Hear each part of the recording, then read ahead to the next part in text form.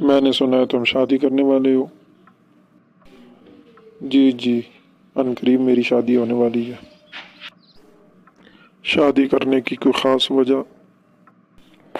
خاص وجہ نہیں ہے، بس آپ کو معلوم ہے کہ امی بھی نہیں ہیں، ابو بھی نہیں ہیں، تو چھوٹی چھوٹی بہنیں ہیں، ان کا کون خیال رکھے گا، ان کی تربیت کون کرے گا؟ تو ان کی تربیت کرنے کے لیے میری شادی کرنا ضروری ہے۔ تو تم صرف بہنوں کی تربیت کرنے کے لیے شادی کر رہے ہو، اور آپ کو معلوم ہے کہ اس دور میں شادی کرنا بہت ضروری ہے۔ شادی کے بغیر اس دور میں انسان کو نہیں رہنا چاہیے۔